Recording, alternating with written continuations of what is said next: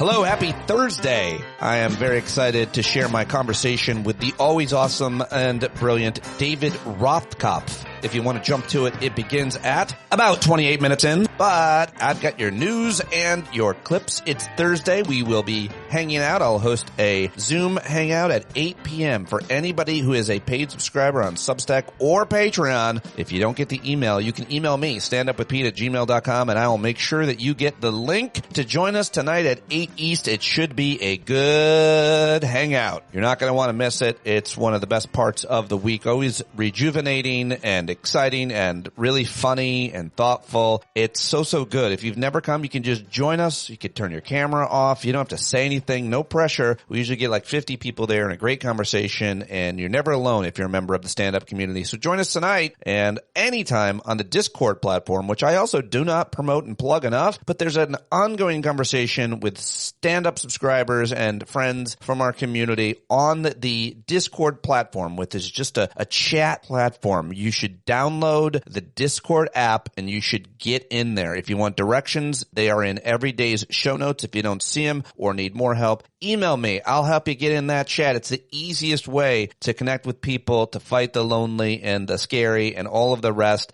You get some laughs, you get some links, you get some friends in the Discord platform and in the stand-up community. Can't do it without you. Patreon.com/Pete Dominic right now. Okay, headlines from yesterday. There are a good amount, so let's get to it. Obviously, the war between Israel, Iran, Lebanon, the Middle East on fire continues. Yesterday, there was a cabinet meeting. You probably saw some of the headlines come out of it, but General Fatton leaned over to Pete Hegseth and said, he loves war. And Pete Hegseth chuckled. He loves war. And then Pete Hegseth smiled and laughed. And it didn't get the most bold headlines all over everywhere because that's what we've gotten used to. That's just, how he talks. Anyway, the White House dismissing an outline of an unofficial Iran deal. Nothing really means anything in terms of what's being said or being dismissed, but apparently they're throwing cold water on Iranian state broadcasters' report about a preliminary peace deal. General Eisenhower signaled during a cabinet meeting yesterday that he was open to lengthy negotiations with Iran despite domestic pressure. He said Iranian officials thought they were going to outweigh me. And you know what? I don't care about the midterms. I don't care. Yeah, I think you do. I'm pretty sure you care about it more than anything because you know what's coming. The reported draft deal that was being talked about, White House dismissed, had terms like Iran would open. You know what? Who cares? I'm not even going to read it all to you because it's all going to change by the time you hear it. Meanwhile, fighting continues on another front. Violence in Lebanon apparently intensifying as Trump and Iranian officials have signaled progress toward a possible deal. According to the New York Times, the Israeli military issued evacuation orders for 2 cities in southern Lebanon, indicating it planned to launch more airstrikes. Few in Lebanon believe that diplomatic efforts to end the wider war will bring peace to their city, according also to the New York Times. Our friend Sandman, very good friend of mine, many of you know him, says my reporting, my coverage on the Middle East, on Israel and Lebanon is imbalanced and still seemingly biased against Israel. My standard editorially when it comes to this issue, and I do have them, is about injuries and deaths and then loss of property and so on. I also take a pretty strong look at a power dynamic. Who's got most of the weapons, the power, the money, the resources, and this is Russia versus Ukraine, where, by the way, I've been pronouncing Kiev too often. Longtime listener John V sent me a correct pronunciation. I'll try to do better. It's Kiev. How am I doing? I'll get it. No disrespect to that, and it's annoying for people who know the correct pronunciations of anything to hear it so butchered in this case. So thank you, John. I appreciate you preventing further embarrassment. Thank you, Sandman, for calling me out what you think is biased. I appreciate your constructive criticism. I used to always say this is our show. I still feel this way because I need your help. I need your help to make it better all the time. I am not afraid of criticism, especially when it's given constructively, sometimes couched in a compliment. Keep it coming. All right. Also, you've seen all these horrible construction projects being created and Dear Leader's image and by him without congressional approval and so on. And where are they getting the money? Apparently, the Park Service is using at least $67 million in entrance fees from our amazing national parks to fund Trump's projects, including the reflecting pool and the arch and everything else. So that outraged me yesterday. Really upset about that. Also, New York Times is reporting that the administration is overpaying for the reflecting pool renovators by a good amount. So Senate Republicans are pissed at their leader. They're seething after John Cornyn's lost their colleague and their friend, and now they got to deal with this corrupt, gross weirdo who is going to probably be one of the reasons if they lose the Senate. He'll be one of the big reasons if James Tallarico, the now Democratic nominee, wins and makes Texas blue or, well, purple. The race just getting started, a lot of time, but that's a pretty big deal. And the report is that Republicans are seething after John Cornyn's loss. And what will that mean? Will they turn on him? Will anything change between now and November from their point of view? What else can I tell you? The U.S. struck yet another boat in the Eastern Pacific Ocean. It accused of smuggling drugs, killing one person, leaving two survivors, and I've lost track of how many there are, but there are good, accurate accounts of them, and we should be paying attention to each and every one of those crimes. A bipartisan group of former judges urged the judge who oversaw the slush fund lawsuit against the IRS to reopen the case and examine whether the hasty deal to resolve it was fraudulent. And also in related news, a reaction from the governor of California, Gavin Newsom, saying that if anybody gets a settlement out of that, it will be taxed 100%. Well, that's one interesting reaction. There's a guy who's trying to fight. No, we don't like Gavin Newsom. Do we like Gavin Newsom? All right, moving on. Former President Joe Biden is suing the Justice Department to block the release of interviews he recorded with his ghostwriter. I wonder what's in those interviews. I want to know. And we might find out. Also want to mention that the revenge tour continues because Trump is now going after E. Jean Carroll. Apparently there's an investigation into her, and I'm sure she's ready for it. That woman is tough as they come. I will never forget my interview with her. I was really, really happy and honored. So we'll see what happens with that, but I should reach out and check in on her. I think she's a hero for sure. How about this? Ball State University in Indiana has agreed to pay $225,000 to a former administrator who was fired for her Facebook posting about, guess who? Charlie Kirk. Yeah, that's at least the second settlement that I've heard of, maybe more, where someone was fired because of a post they made about Charlie Kirk. Her post accused Charlie Kirk of spreading fear. So, I mean, that's accurate. The latest legal settlement awarded to a worker dismissed for criticizing the conservative activist after he was assassinated. Russia apparently is stuck on the Ukrainian battlefield and lashing out with massive strikes on Kyiv. The growing fear in European capitals is that Putin will try next to reshuffle the cards by expanding the conflict into Europe. Yeah, that'd be bad. The CDC has asked staff to volunteer for urgent deployment to support Ebola screening at our country's entry points, according to an email seen by Reuters on Tuesday. The acting CDC director said that the agency had activated level 2 emergency response on May 18th to an outbreak of this strain of Ebola virus in the Democratic Republic of Congo and Uganda. So I guess they're getting prepared here. Great. How about doing something to stop it there and help those people? Too much to ask? No, we're busy in Africa getting white U.S. South Africans to come here. Our white supremacist in chief increased refugee admissions ceiling by 10,000 for this year to allow more white South Africans to come in the country and support him and vote for him and be white supremacists. So that's gross. CBS News has declined to renew its contract with the 60 Minutes correspondent Sharon Alfonsi, 6 months after her segment on torture in Salvadoran prisons was pulled off the air abruptly by the news division's editor-in-chief, Barry Weiss. Yeah, well, she criticized them.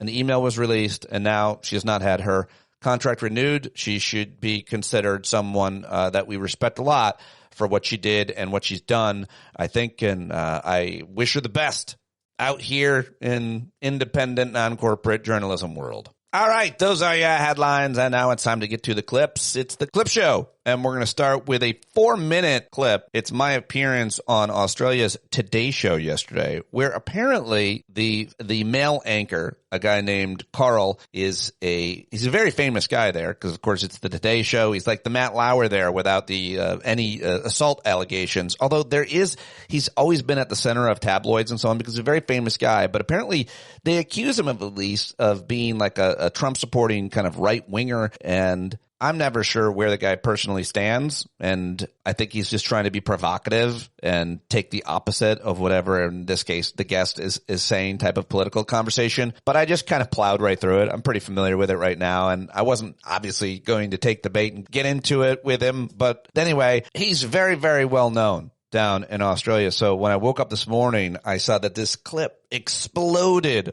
on Australian social media. And so we'll see what comes of it, but I figured I might as well play. This is a 4 minutes. They invited me to talk about this horrible, horrible disgrace, this UFC fighting championship that's going to be taking place on June 14th, I think it is. And it's going to be on the White House lawn. And, well, here it is. Welcome back. Construction of a UFC fighting cage on the White House South Lawn has begun. Yes. The massive structure, including a 5,000-seat arena, will host a mixed martial arts fight on June 14, marking the United States' 250th anniversary and President Donald Trump's 80th birthday. For more, we are joined by US political commentator Pete Dominic in New York. Pete, good morning to you. JFK had Marilyn Monroe. Donald Trump has cage fighting. Yeah. What do you mean? Yeah. We always mention those two guys in the same sentence, Sarah. It looks like the commander in Thief has struck again. He decided the best way to celebrate America's 250th anniversary and his birthday is to end us. No art, no music or traditional celebration of heritage, though we do like to start fights. So what could be better for a dying empire than peasants fighting for the pleasure of their ruler? It's Pete Dominic. Will you be front row, my man? I mean, this is exciting stuff.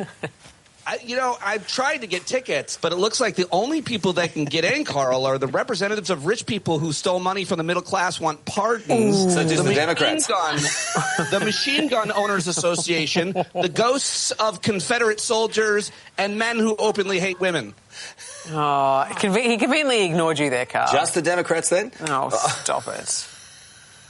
No, I don't think there's going to be any Democrats there. I think it's going to be like Mark Wayne Mullen, Kid Rock, and a bunch of lonely young men who live at home with their parents. Those are the people who get in. By the way, if he needs to build a $1 billion ballroom for security, but he's building a carnival on the lawn and inviting anybody who wants to come. It makes perfect sense. We are killing it over here.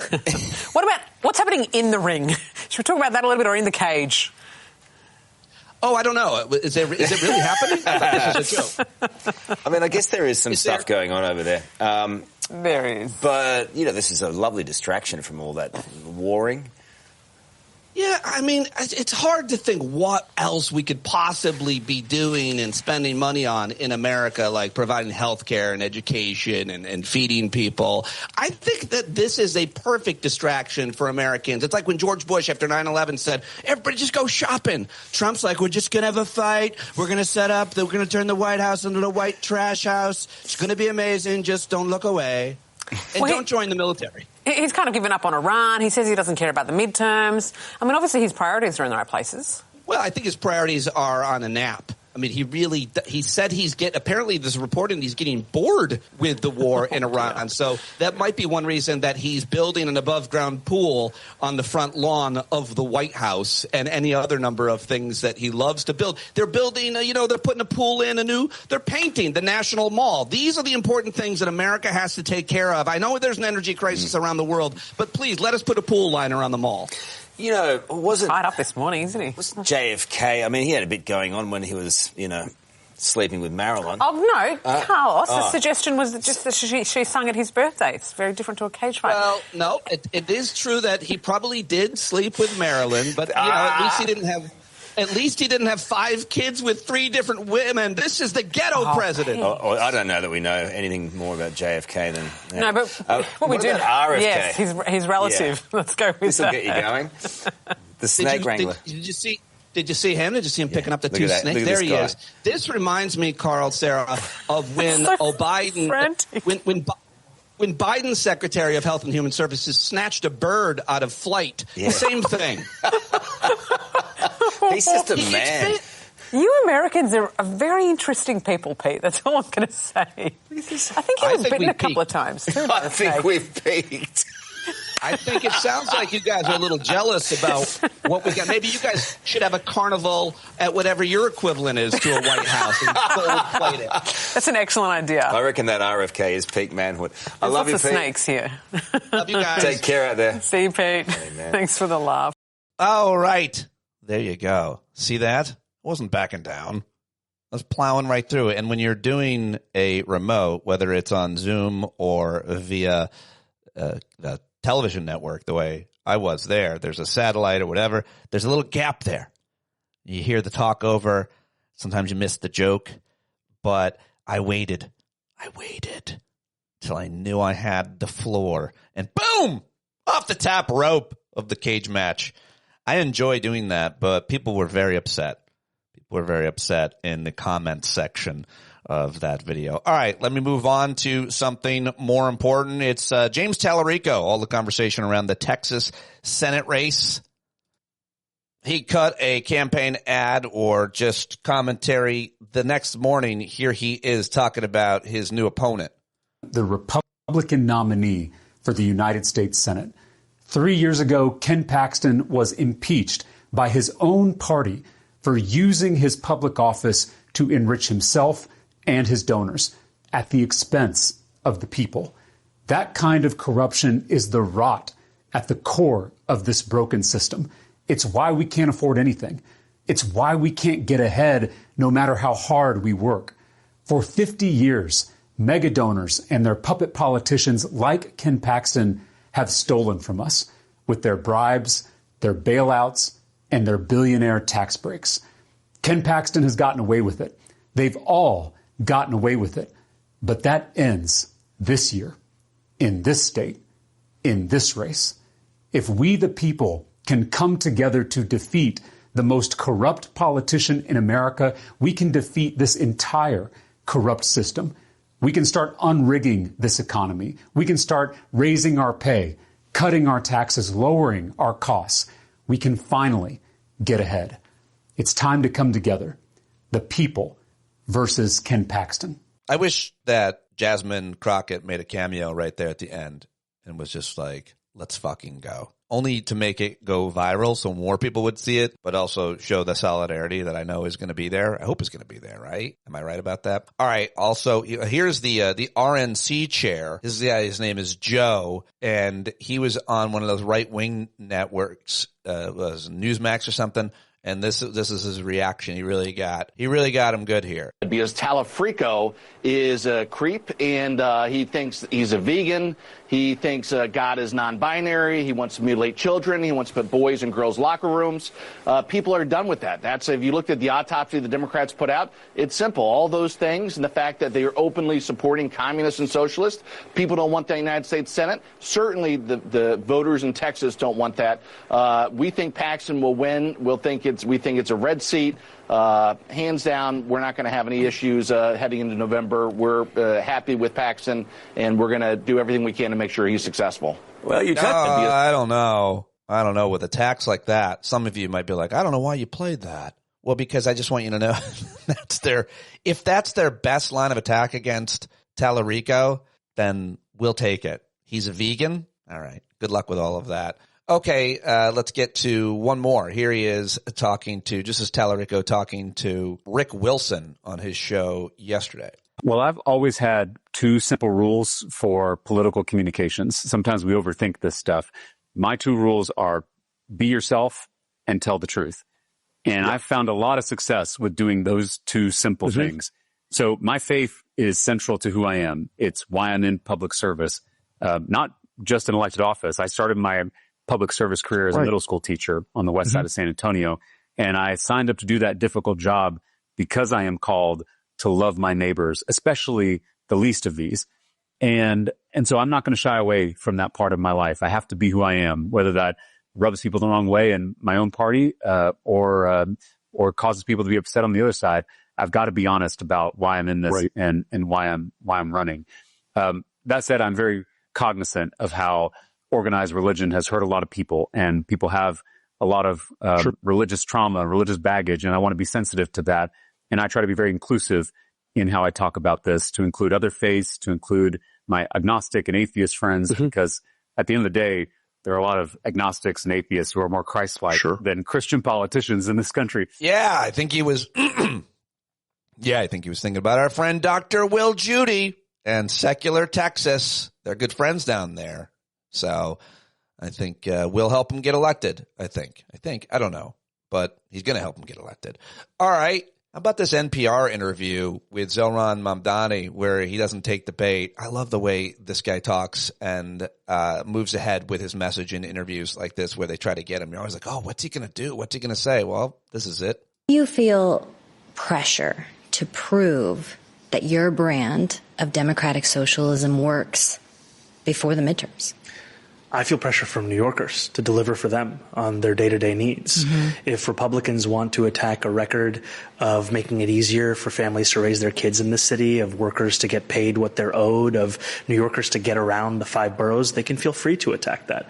But what they will find is that the reason so many people across the city and across the country have lost faith in politics is because of that sense that politics has less and less of a relevance to their day-to-day needs. And in fact, one of the most relevant things that we can be doing in our politics today is addressing the material needs of working class people. That's exactly what we focused on. You have been made to seem like a boogeyman of some kind, right? From the Republicans, especially when you were running. So do you feel an added sense of pressure nationally because of the face you've become of the Democratic Party and specifically the progressive part of this party? I'll be honest with you. I don't let myself think too much about what Republicans seek to portray me as. I think about the fact that the power of an ideology is judged in the worth of its delivery. And delivery, at the end of the day, is every single thing that we want to do. It's why I spoke on Sunday about pothole politics as a way we describe the work that we do. Because for a long time, Republicans have sought to describe themselves as being driven by the needs of working people, when in reality we've seen a chasm in what they've actually delivered for those people. I mean, look at the war in Iran today.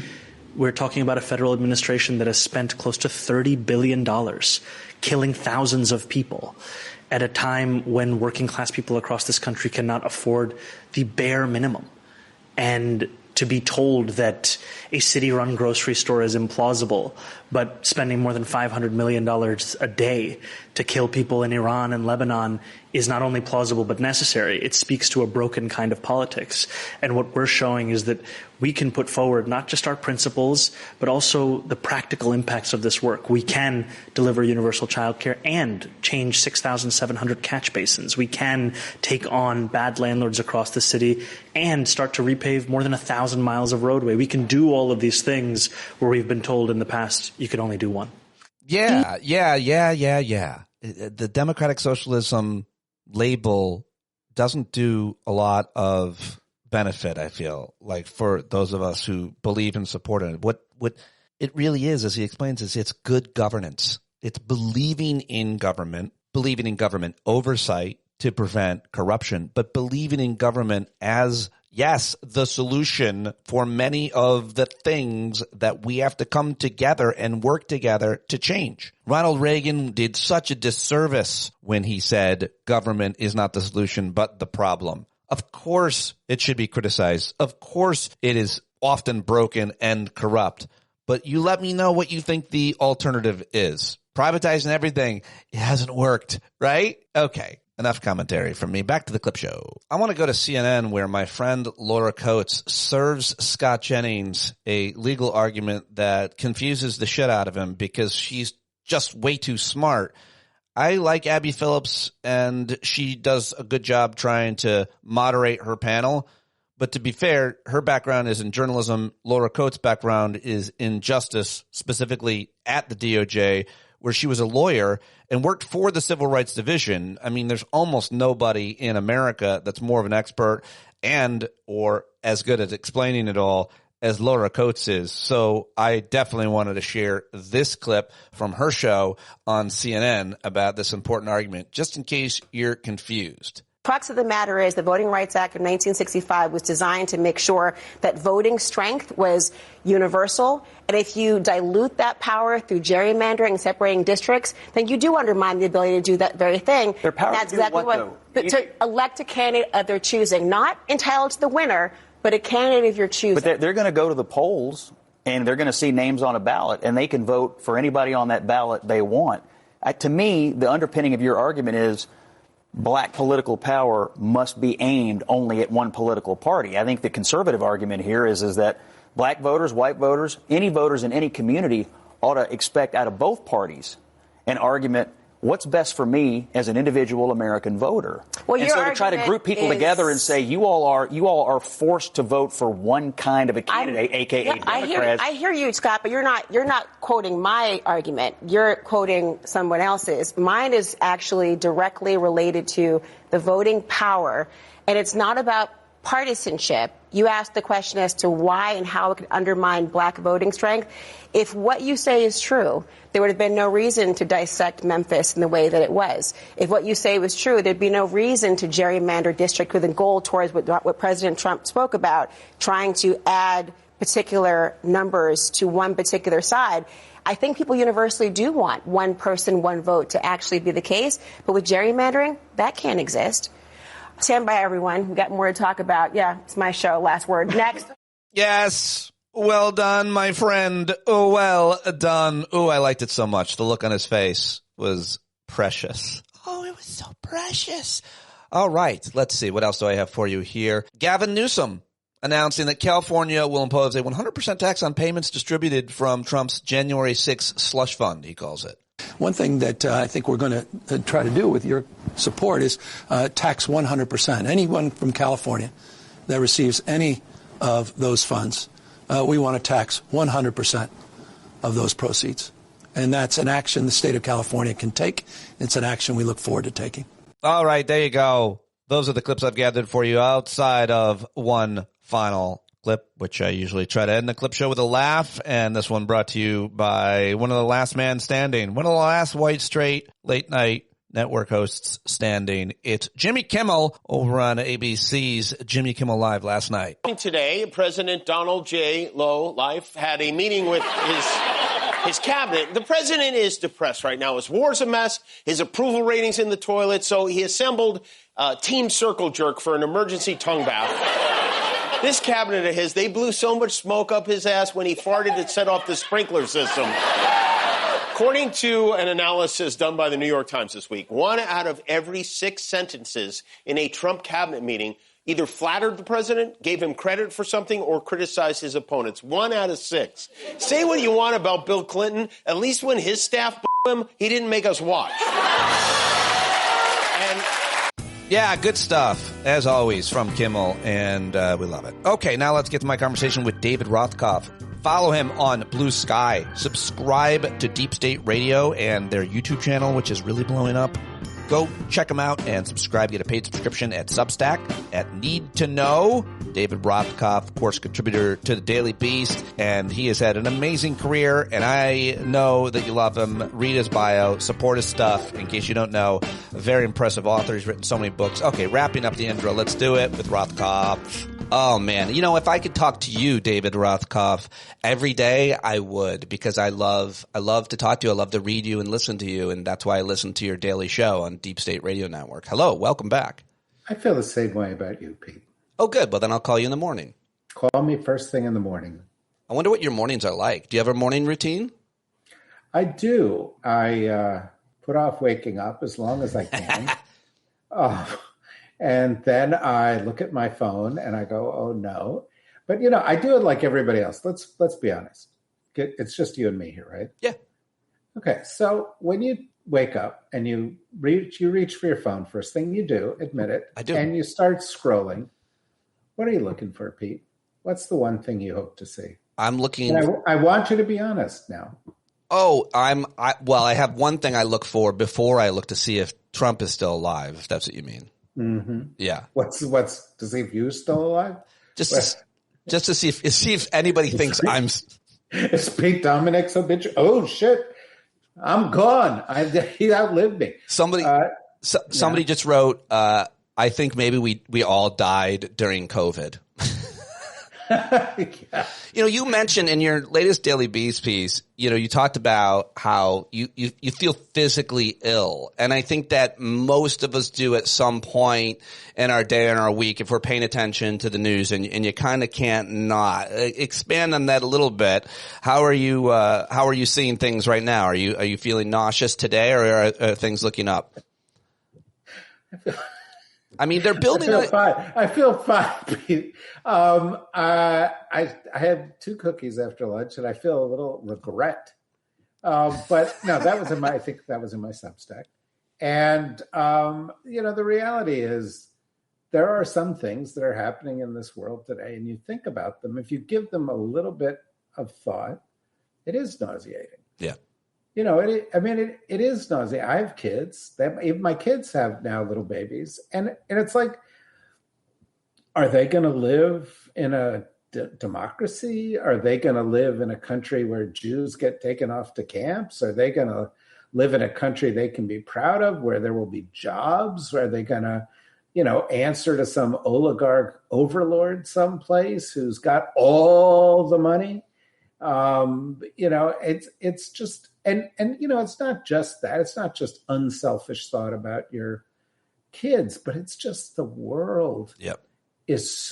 There are things happening every day that rationality says we ought to go. Ought to take to the street. Yep. He's stealing this money. He's given himself tax immunity. He's building a octagon in the back of the White House.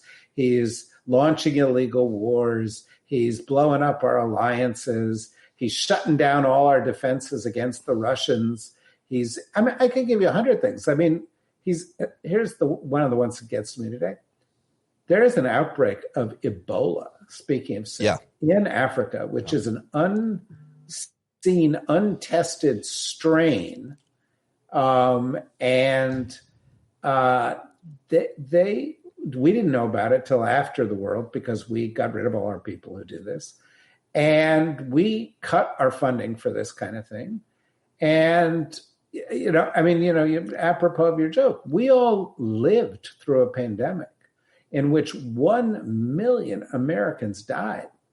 And this administration came in and shut down everything that could protect us against another one. Yeah. And meanwhile, cut to the shot of the man who's in charge of our healthcare, and he's walking around in the bottom of somebody's pool playing with snakes. And he's out of his mind, and ask him whether he believes in germ theory. And he says, no, because I used to snort cocaine off of toilet seats. And at a certain point, that's got to make you sick to your stomach. Oh, right? yeah. Because this is not a simulation. This is crazy reality. And weirdly, it happens every day. Every day something happens like that. And frankly, one of the problems, I was just talking about this on my Deep State Radio podcast.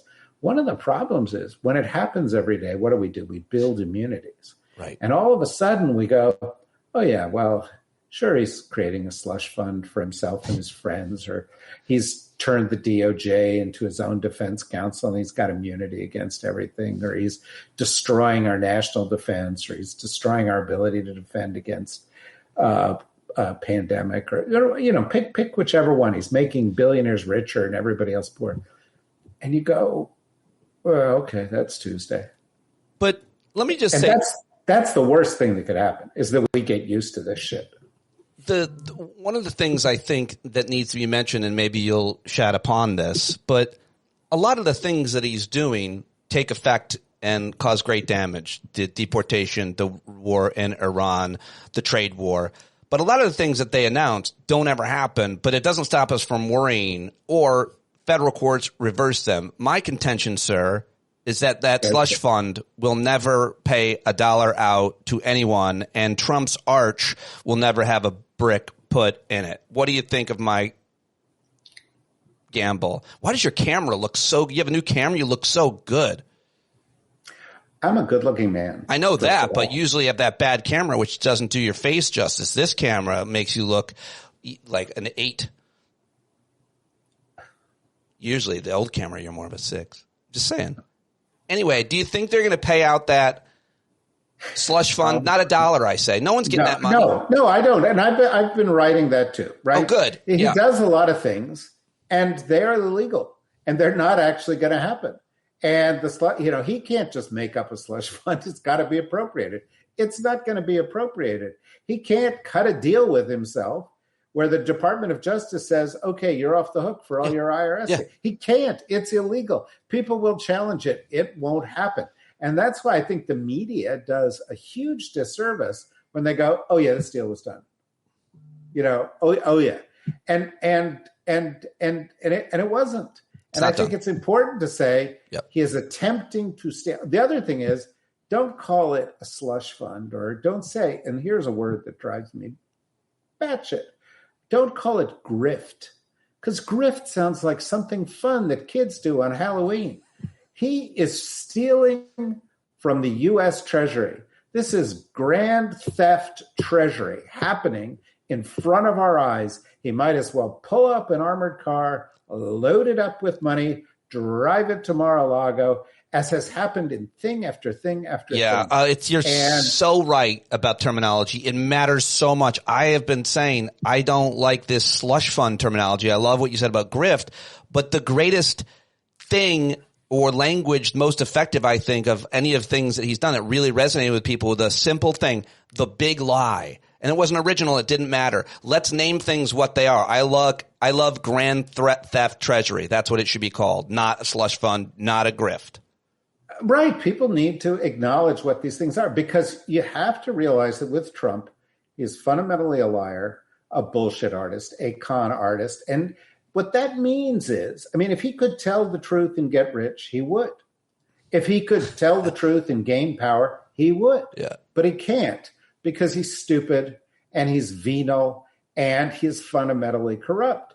And so look at whenever he says something isn't true, it's true. Take the Russia hoax. Just today, we have 2 stories coming out. One story, he is pulling back ships and planes that once were allocated to NATO to defend it against Russia. He's pulling them back. Too many things happening. We're not paying attention. He is cutting funding for parts of the U.S. government that defend us against Russian spying and interference. More. He cut it last year. He's doing it more. We don't pay attention to it. The ambassador to Ukraine quit because she said, we switched sides. We're now on the Russian side, not the Ukraine side. He has undercut funding for Ukraine. He has, thing after thing after thing, right? So what's the point? The point is, he said the Russia thing was a hoax. And every day since then, he has sold out the United States to Russia, weakened our national security, weakened our alliances, weakened the security of our allies, made the planet a more dangerous place, reduced the sanctions that exist on Russian oligarchs, reduced the sanctions that exist on Russian oil, propped up Russian allies every day. One thing you didn't mention there, and I think about it a lot, is I believe they reduced the department or even deleted not only the FBI but the other agency that. I mentioned that, and that's absolutely right. There were a group of people within the FBI that focused on, for example, financial crimes committed primarily by Russians. They got rid of that. There was a group in DHS that focused on Russian cyber interference. They got rid of that. They have gotten rid of other counter espionage elements of the U.S. government that deal with the Russians. And it is a pattern. And, if I told you blown up every ship of the U.S. Navy at Pearl Harbor, you'd go, oh my God, we have to go fight a war to defend ourselves. But he's blowing up the ships one by one. Yeah. And every day we're going, oh yeah, it's 5:00, another ship exploding. And we're just, as somebody said in a podcast I did earlier today, we are the frog.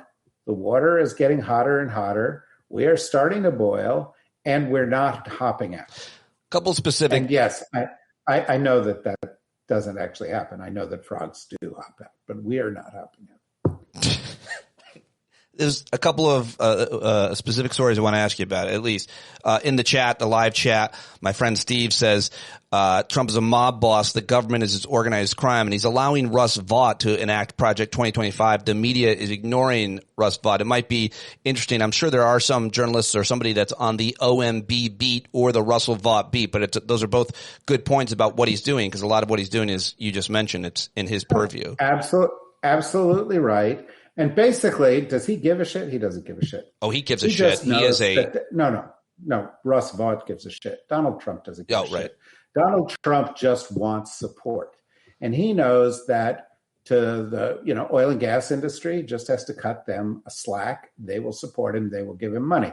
To evangelicals, he just has to go and have a laying on of hands in the White House every so often and do a naked baptism in the Potomac, and they will support him. All he does is he's checking boxes, not because he cares or believes in anything, but because he thinks it helps him personally.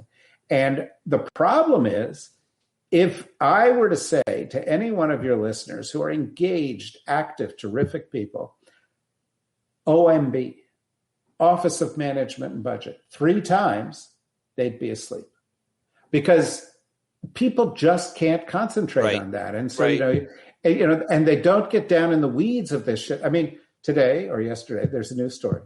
Trump wants every member of the federal government to sign a non-disclosure agreement so that they don't talk about government things. Why does he want that? That's a lack of transparency. It's contrary to the interests of the United States citizenry, who are actually the people to whom that government reports. It is something he has tried to do in the past and failed. Why does he want to do it? Because he wants to cover everything up and be able to commit crimes in the shadows of back quarters of the U.S. government. And honestly, we don't know what's going on. Russ Vaught's doing this other stuff's happening. How much money has Trump made in crypto deals? He's totally letting the crypto business go, free, right? He's, and his sons are in this and so on, but we'll never know. Your friend Glenn Greenwald was on one of those Jubilee debate things.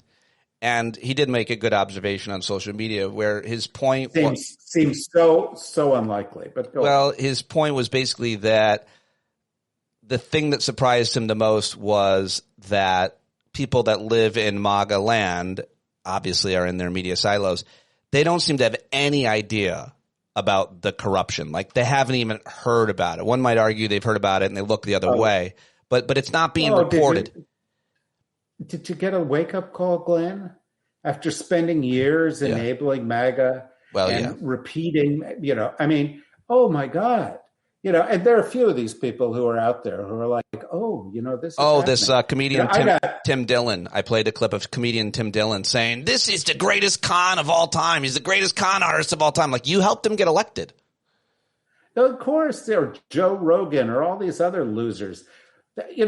Fuck them. Turn them off. Don't pay them any money. Never hire them again. Okay? They made this happen. They fucked this country so many ways that some of them will never recover from, and the rest are going to take decades. Yeah. Okay? And they're like, oh, I didn't know. You didn't know? We knew. Pete and I grew up in the New York area. We knew Donald Trump was a sleazebag since we could first in 2004 read. I like to just say 2004. In 2004, when I had the opportunity to meet him because I was on The Apprentice, I said no. In 2004, I said no, I would not like to meet him, if that's okay. I would like to be on the show without him, and I would like to make fun of him and his people on the show, and I did do that. But we knew then, of course, what some people seem to be pretending. 10 years ago, I wrote an op-ed saying Donald Trump is the biggest threat America faces. Yeah. Before he was elected. For Foreign Policy magazine, a very staid place where I happened to be the editor, and all the other editors signed on. People in New York, there was a guy named Wayne Barrett who should make a movie about. Somebody should make a movie of the life of Wayne Barrett in the 1980s and 90s, blowing the whistle on the corruption and sleaze that was Donald Trump and how he was tied into the political establishment and everything that was wrong with him. Because if you picked up the Village Voice, which was a local New York investigative newspaper, you got to read about this 35, 40 years ago. I think my internet died. Am I here? Can you still hear me? All right. Well, you got it. I can hear you. Just keep it cranked. Just keep cranking. Keep cranking it. Run, boy, run. There's a boy that runs on a treadmill to keep my internet going. Let me ask you about a couple of things happening. First of all, what do you make of what happened in Texas last night? John Cornyn lost. This guy, Ken Paxton, won. People are saying he's the most corrupt ever. Not just people. Louis Gohmert of Texas, who used to be the clown of the carnival of Congress, the most extremist, he's saying that. So is Ken Paxton's ex-wife. Somehow he won that primary, beat John Cornyn. Is the conventional wisdom accurate? This gives Tallarico a better shot at winning and gives Democrats a better shot at taking back the Senate? Oh, yeah, absolutely. Because there are 100 ways that you can attack this guy. And you know that because last night the Republican Party in Texas was busy taking down all of its critiques of Paxton that were on their website, that murder rates were at their high for 30 years under him. He was a lousy attorney general. He promoted corruption across the government. He was impeached. His wife didn't just divorce him. She divorced him on biblical ground. I don't even know what that is, but it sure doesn't sound like he is a champion of the values of the Bible. This guy, only in Donald Trump's America, is somebody who's impeached, blew up his family, blew up the country, and is clearly one of the most corrupt politicians in America, get picked by the president because he's all of those things too. And I did see some articles that said he's the most corrupt politician in America. Wrong. That's Donald Trump. But the distinctions are small enough that if we had a Mount Rushmore of corruption in the United States of America, both of them would be on the Mount Rushmore for corruption. I think Paxton will knock off Warren G. Harding, the Teapot Dome people, or Nixon. I mean, certainly Trump knocked Nixon off this a long time ago. Oh, a long time. A long time ago. I mean, if somebody brought back the ghost of Richard Nixon and wanted to run him against Donald Trump, I think he'd win with 90% of the vote. But Paxton is a Trump Republican. Here's the problem. These are Republican primaries, so only extreme engaged voters vote. For the past few years, that's meant MAGA voters. These MAGA voters believe that the earth is flat. They believe germs don't cause disease, that they believe anything that they are fed. And as a result, they still are going with Donald Trump. The problem is the rest of the country has gotten wise to this. Donald Trump is disapproved by 2/3 of the country. Every policy he has is disapproved by 2/3 of the country. And that is why James Tallarico is going to win. That is why Democrats will probably win the Senate and will definitely win the House. That is why we are tick-tock months away from the end of MAGA with one proviso. What is that? And that is that we actually have free and fair elections. Right. And Trump is doing everything in his power to ensure we don't. There's a good story in the New Republic today, I think, which talks about the idea that the one thing we know for sure is that there will be another attempted coup attempt, another attempt by Trump and the people around him to steal this election. And all we can do is hope that people turn out, vote, ignore ICE being there, ignore the threats, ignore the illegal efforts to discount certain votes, and that ultimately, we'll make our way through this thing. But it's not a sure thing, and we can't be complacent. You've written a couple of articles and you just talked to a China expert on your podcast. And I feel like that trip got undercovered as things do. It seems like a pretty important meeting that just took place between dear leader one and the Chinese president. Tell me what happened and why it was so important and how it seems nothing got done. Like there were usually in those. Nothing. Usually, when I was in the Clinton administration, I arranged a bunch of trips to China. I went to China many times. I've spent a lot of time in China. I've really sort of been very interested in the country and studying this. But I have to tell you, if somebody had said to the president or a cabinet secretary in my time, you're going to go on a trip like this, their first thing would be, well, what are the deliverables? What's going to be the payoff of the trip? And if you listed what the payoffs of this trip were, which were zilch, no one would go. Right. Nobody would even go on the trip. And as it happened, what this trip did was it made Xi Jinping look stronger, Trump look weaker, China look stronger, America look weaker. He brought a bunch of business people with him, Trump did, in order to look strong. And Xi essentially snubbed them and, or met with them on the side. He did not give any big victories. There were no big signing ceremonies. There was nothing super positive out of this. And what's more, Xi said, if you provide this big arms sale to Taiwan, we've got a problem. And Trump backed off on that. There were no breakthroughs on trade. It was a big lose for Trump. But, we're in the era, we're in the decline of Donald Trump. Since he was reelected, he has no concrete achievements that benefit the majority of average Americans. Right. There was one big bill passed that provided tax cuts for the rich and hurt everybody else. But other than that, he has achieved nothing legislatively.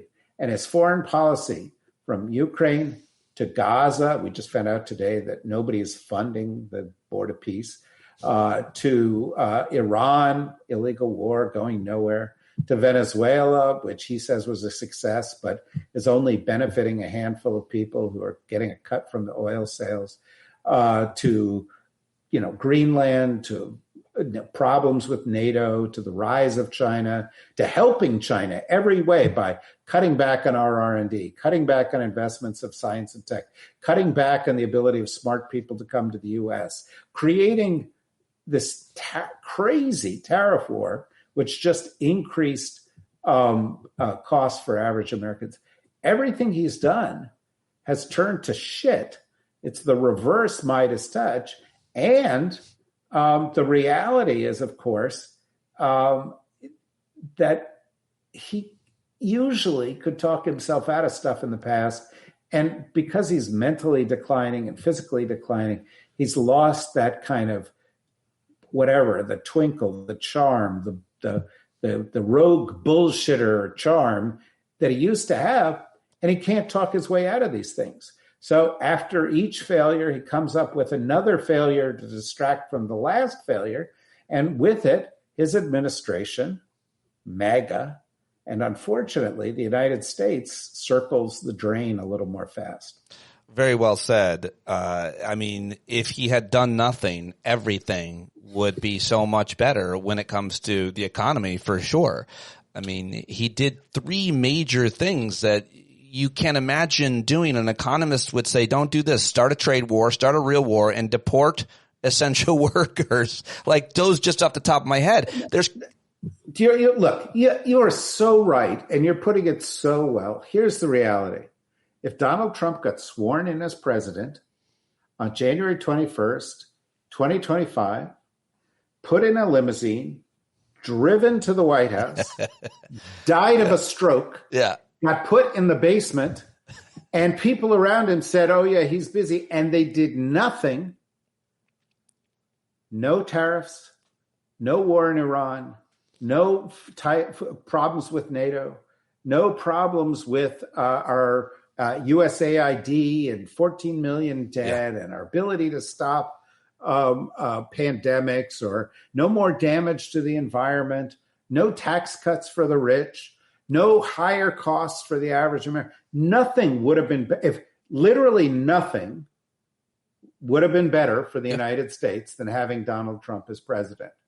And they might misinterpret that statement, but I mean nothing Like if the White House were empty, the lights were out, nothing came out of there, and the Republican Party just waited for something and did nothing, we would be better off than we are today. And, we can only hope that at some point they get the message. Trump goes into a room, turns out the lights, and doesn't come out again. Well, even if he did nothing, I hoped they would still have a UFC fight on the White House lawn. Well, I understand you were just on TV talking about it. I'd love to hear what you think, because to me, it's one of those nauseating embarrassments. Well, I think the best point is it proves how little the excuse about building a ballroom for security is. Like, it's an open air. You can't stop a drone from... What are they going to... This is the most... Also, there are all these MAGA people who are paying thousands of dollars to go to a UFC fight on the south lawn of the White House, which is being torn up so they can build a $60 million octagon. Who's paying for it? Who's paying for putting it back together? Who's paying for the security? Who knows, right? I have a list here, if you want to hear it, of the invite list, people who are going. Who's going? It's representatives of rich people who stole money from the middle class and need pardons. It's the Machine Gun Owners Association membership, 3 ghosts of Confederate soldiers, and the rest are men who openly hate women, white people, and Kid Rock and Mark Wayne.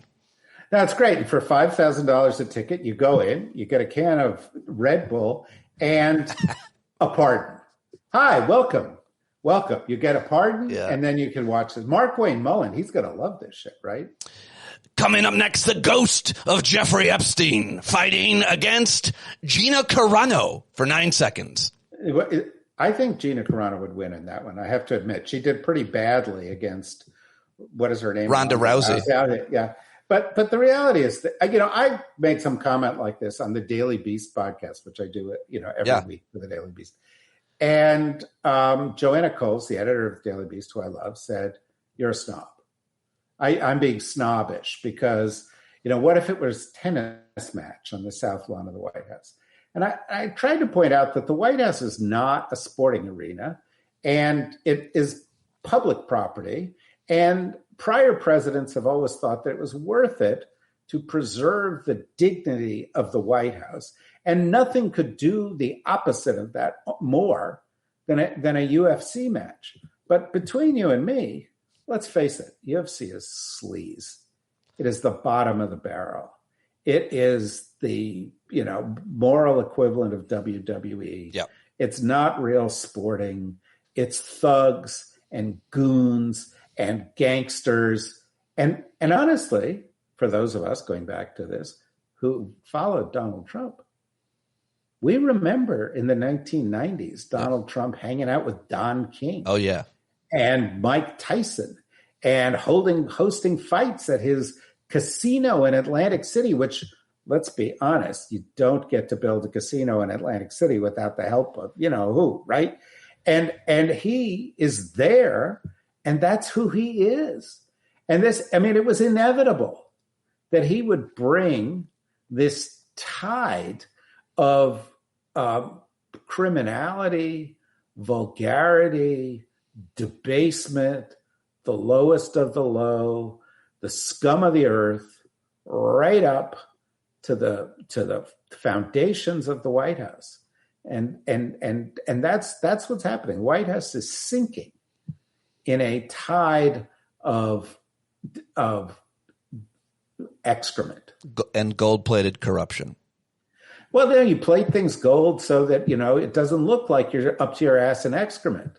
But the reality is we're all looking and it's like, oh, yeah, we're up to our ass in shit. Yeah. And Donald Trump is opened every valve to every sewer in America and has it pointing directly at the White House.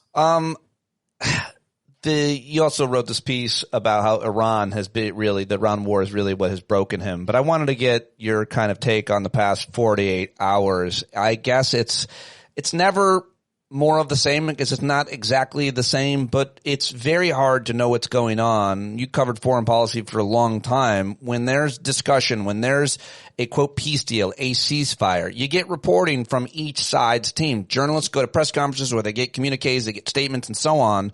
But it would seem that we don't know what to believe. It's very hard to know what to believe in terms of what is happening. They said it was 95% done, but the 5% that's not done is the two most important, biggest, hardest thing to do things. And then a few hours later, the U.S. started bombing Iran again. And so here we are. It's another day and another pile of confusion about what the status of that war is, what oil prices go up, they go down. It's very, very overwhelming. Yeah, and the problem is that because it's overwhelming and it's the same thing day in and day out, the average American is tuning out. Right. They're like, okay, I'm bored. Okay. He's bored. Yeah, but that's how we end up with forever wars in the United States. They just tune it out, and Donald Trump wants it to go away, but it won't go away. But here's what we know. A, no matter what kind of a deal is struck, it'll be worse than the deal Obama struck in 2015. B, no matter what kind of a deal is struck, it'll be worse than where we were on February 27th, the day before we entered. At that point, there was free flow of traffic through the Strait of Hormuz. Henceforward, it's always going to be a negotiating point where Iran has leverage and uses it. In the case of the deals that we heard were being floated, they were going to get a chunk of money in order to reopen the strait, even with a temporary deal. We also know that whereas the JCPOA had Iran promising never to create a nuclear weapon and to allow visitors to examine their nuclear weapons enrichment facilities, that we're not going to have that. Trump will celebrate that they have said they aren't going to allow more nuclear weapons, but that's been the Iranian position for decades. Right. Okay. He will say that, we will deal with the nuclear issue in the future because it's too hard to deal with it now. So there will be nothing conclusive. Same with the Strait of Hormuz, as you say. Those are the two thorniest issues. And so we're going to end up with a non-solution solution like Gaza, where you say, okay, we've got a little tiny slice of something. We're going to declare victory. We're going to punt everything else into the future. We're going to paper it over with some kind of a process. And then we're going to go invade Cuba and then have a UFC fight. Then maybe Melania will make another movie. And then, et cetera, et cetera, et cetera. There'll be an expose on why Donald didn't go to Don Jr.'s way. Some kind of flood of bullshit will come out in order to try to distract people. And the real issues will end up worse off than we were. Iran will be stronger than they were. Iran's allies will be stronger than they were. Our allies will be in a more precarious position than they were. And that's just the fact. All right. Well, lots more to ask you, but I will let you go. Axios has a report on AOC 2028 running for president. It's way too early to be talking about such things, but if you're looking for any kind of future predictions or candidates or anything, do you even entertain spending any time talking about the future? Well, look, the reason to talk about 2028 is that you don't want to talk about 2026. Right. Okay. The reality is that the reality, and fine, talk about the Knicks, talk about something, that's distracting and fun and uplifting, right? But the reality is that what we need to do is focus on 2026. And we need to focus on ensuring there's free and fair elections. And we need to focus on ensuring that everybody that's got a functioning brain shows up and votes, because that is the only way to ensure that there is a presidential election in 2028, and that between 2026 and 2028, something so ghastly that it really derails the entire country doesn't happen. So I'd focus on 2026.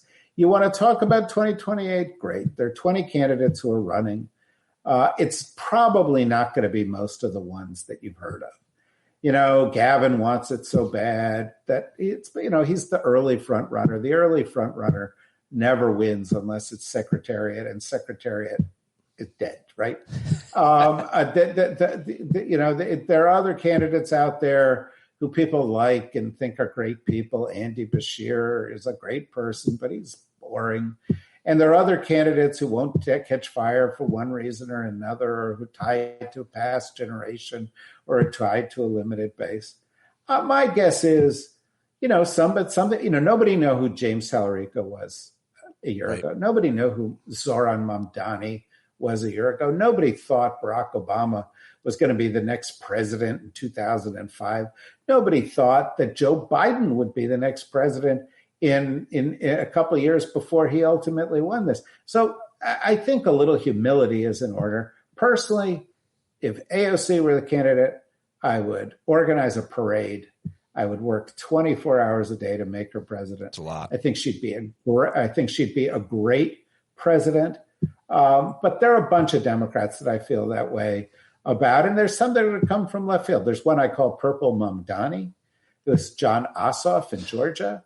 If John Ossoff wins re-election, and he's won 2 elections in Georgia, and he's young, and he's a great communicator, and he's got a lot of energy, he's one of those candidates like AOC, like Donald Trump, like Zoran Mamdani, like Barack Obama, who doesn't have to say I'm a change agent. You just believe it. Yeah, because actions. Right. And I think that's an important quality to look for. Might it be somebody else? Sure. I have no idea, but nobody does. Nobody has any idea. However, one thing, somebody went up to AOC 2 weeks ago and they said, a lot of people talking about you being president. Yeah. And she had a great answer. Her answer was, look, people talk about titles. Titles don't matter. Titles go away. People come and go from jobs. She says, but healthcare for everybody is forever. Yeah. And, what she gets, Mamdani gets, Talarico gets, Ossoff gets, is people have real fears about their future. They have real concerns about their jobs and whether they can take care of their families. And the candidate who most compellingly offers them an answer, not some partial, half-assed, manufactured by some Democratic or Republican consultant, a little bit of this, a little bit of that kind of bullshit, but real big, clear solutions. Should everybody in the U.S. have health care? Yes. Should every child in the United States be able to get preschool education for free? Yes. Should everybody who wants it be able to go to college or get a junior college degree? Who, everybody has got the grades. Should they? Yeah. Yes. Should everybody feel secure in their retirement? Yes. Should we be spending $1.5 trillion on defense instead of spending on these things? No. Should we be taxing rich people so that they pay the same as us? So that they pay some taxes? Of course we should. And that'll produce trillions of dollars in revenue over time to the United States. Now it didn't take a consultant for me to figure out that. You did miss trans for everybody, but yes. This is how the Republicans get everybody off track and so forth. Should we take care of the rights of every American to have a life of dignity, love who they want to love, marry who they want to marry, manage their own body and their own physical autonomy the way they want to marriage? Yes, that's the underlying pretext of, all men are created equal. Once it was just men, but now it's everybody should be. And just be for that. Be for decency. Be for compassion. Yeah. Be for making people's lives a little better. And if they don't get it all done, but they're pulling in the right direction, then maybe the next person will get more done.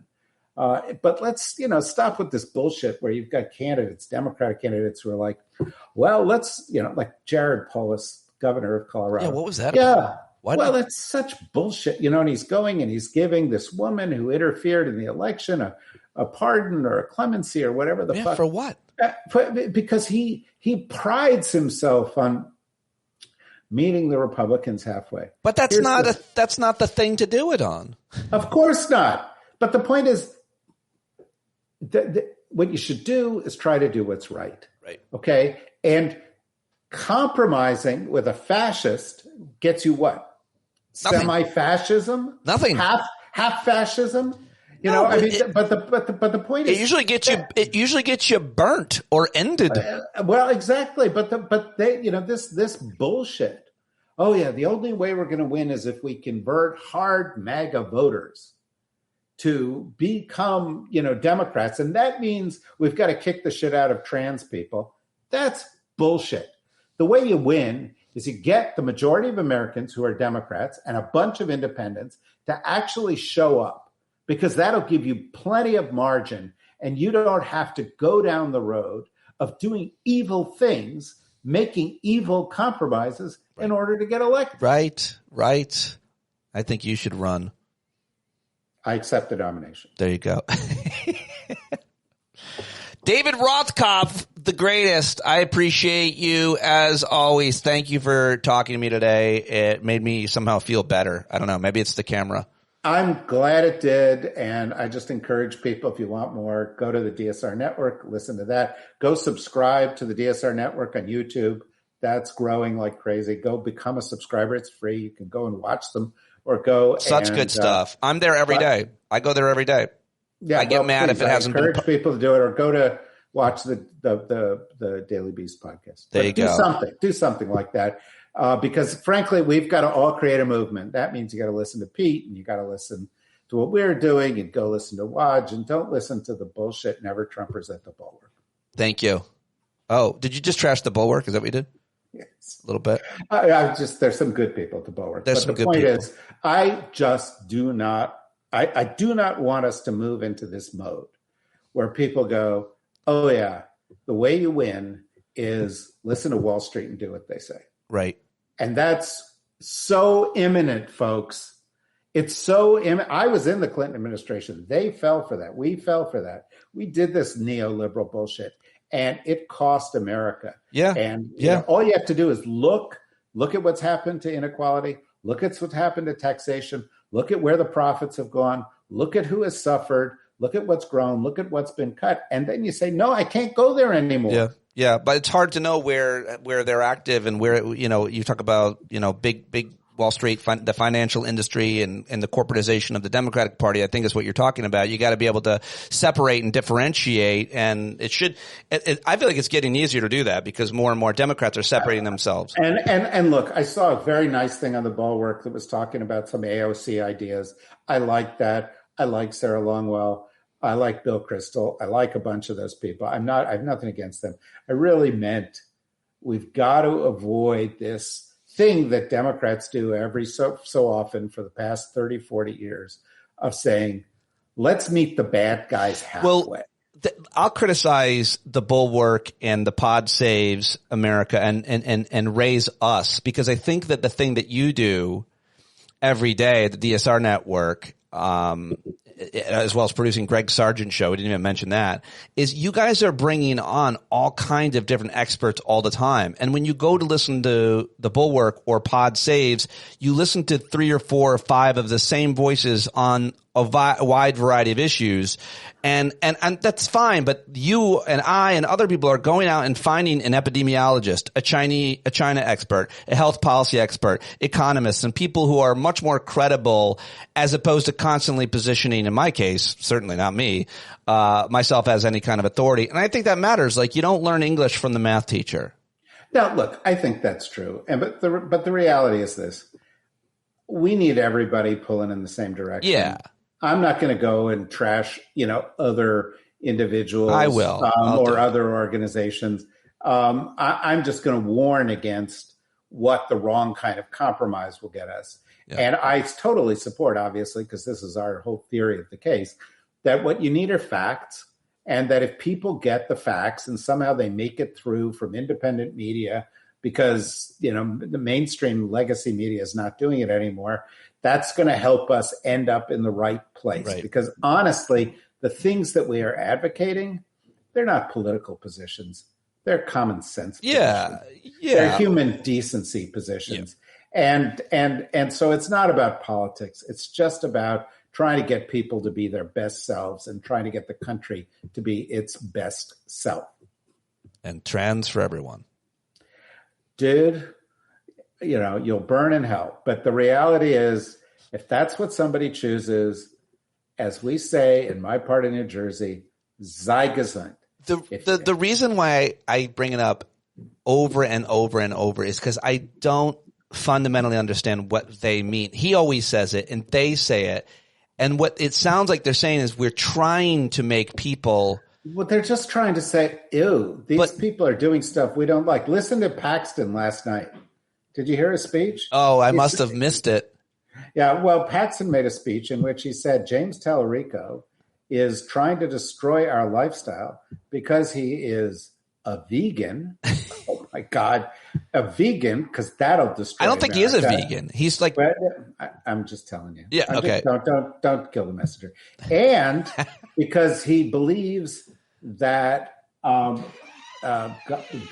he believes that God is non-binary. Oh, James Tallarico believes God is non-binary. According to Paxton, who's a liar. But Paxton has also said, as Trump has said, that James Tallarico believes in 6 genders. Now, you and I both know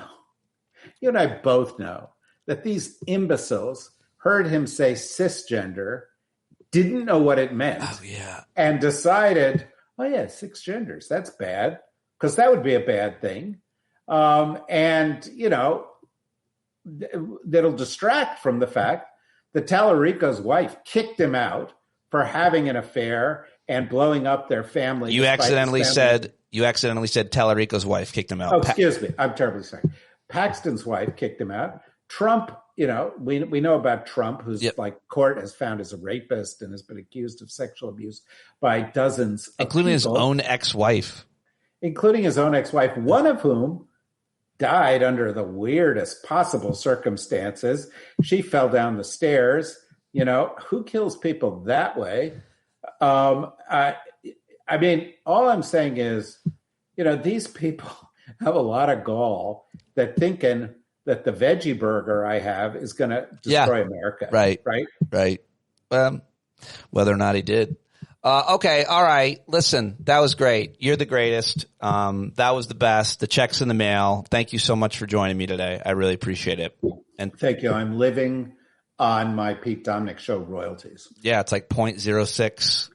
No, it's fantastic. This refrigerator box is feeling real comfy. You're very welcome.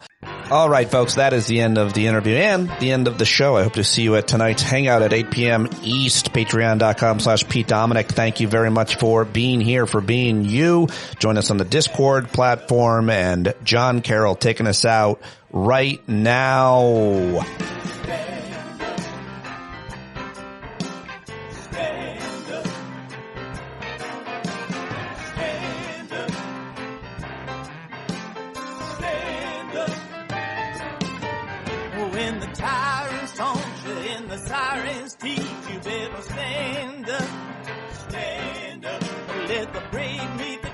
Let the meek weak flee.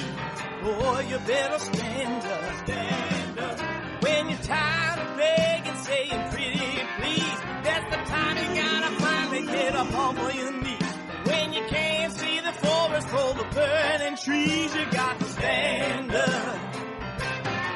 Hey, you've been sitting so long, you got the creaky knees, you got to stand up. Stand up. I think you're driving wheels with leaking grease. Boy, you better stand up. Stand up. Well, there's a whole lot more of us who know what's right. They'll keep right on ignoring us if we keep sitting tight. You got to open up the window to let in some light. You got to stand up. That's right. You got to rise up. You got to stand up. You got to stare the devil straight in the eye. Let him know it's his turn to go. See it clear when all you hear is a lie. Don't get up off of your butt, down off of your fence. Even if it ain't a very friendly audience, well, they'll begin to listen when you start making sense. And you stand up, stand up. No need to point your rifle to defend your town. Just stand up, stand up.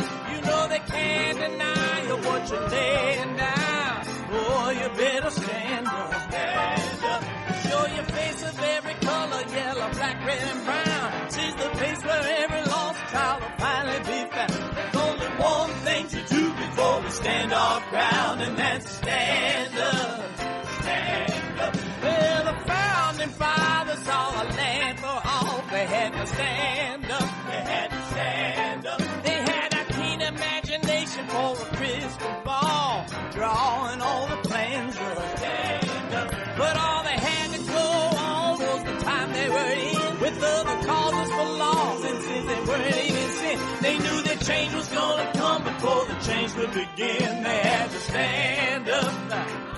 All right, they had to stand up. We got to stand up. We got to look the devil square in the eye. We gotta let him know it's his time to go, and make it clear when all we hear is a lie. Why you lying awake wondering where the money all went? It'll be the cost of freedom that'll go unspent. You can see him flee the scene of that experiment if you stand up. Alright, we got to speak up, we got to reach up, and raise your voice in every way you know how. Don't be toes up, you got to show up. Ain't no better time to do it but now. No need to pledge allegiance to no wanton tribe. Rise up, show obedience to the voice inside, and listen well and it'll tell you not to run and hide.